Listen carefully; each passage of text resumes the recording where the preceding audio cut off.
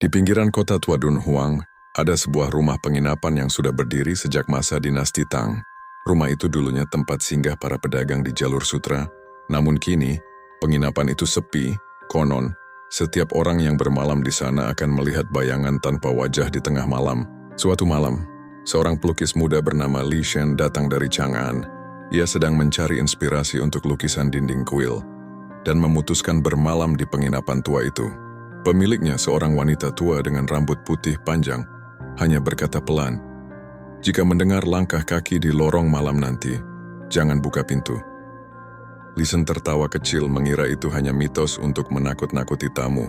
Ia masuk ke kamarnya, menyiapkan kuas dan tinta lalu mulai melukis pemandangan padang pasir Dunhuang di bawah cahaya lentera. Namun tepat lewat tengah malam ia mendengar langkah kaki. Langkah itu pelan, teratur, dan semakin dekat ke pintunya.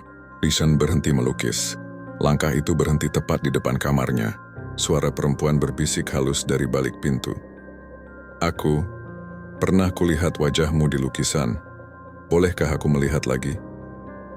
Suara itu lembut, tapi serak, seperti berasal dari tenggorokan yang kering. Lisen merasa dingin menjalar dari ujung kaki hingga tengkuk, namun rasa penasaran mengalahkan ketakutannya. Ia membuka pintu sedikit, dan di balik pintu berdiri sosok wanita berpakaian sutra merah kusam. Wajahnya tidak memiliki mata, hidung, atau mulut, hanya kulit putih polos seperti kertas kosong.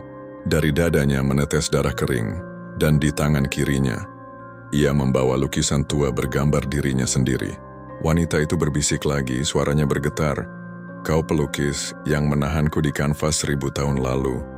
Li Shen teringat legenda kuno tentang pelukis yang menggunakan tinta bercampur darah manusia agar lukisannya hidup abadi. Wajahnya memucat saat sadar. Tinta yang ia gunakan tadi berasal dari botol antik yang ia temukan di pasar lama Dunhuang. Wanita itu melangkah masuk. Bayangannya menempel di dinding, tapi tubuhnya tidak lagi memiliki bentuk manusia. Hanya coretan hitam pekat yang bergerak seperti kuas gila. Li Shen menjerit, namun suaranya tenggelam dalam tinta yang tiba-tiba meluap dari kanvasnya sendiri.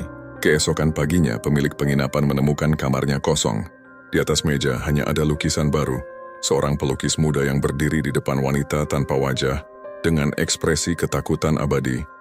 Sejak hari itu, setiap malam saat angin gurun berhembus, terdengar langkah kaki lembut di koridor tua itu, seolah dua bayangan masih terus menari di dunia antara tinta dan kematian.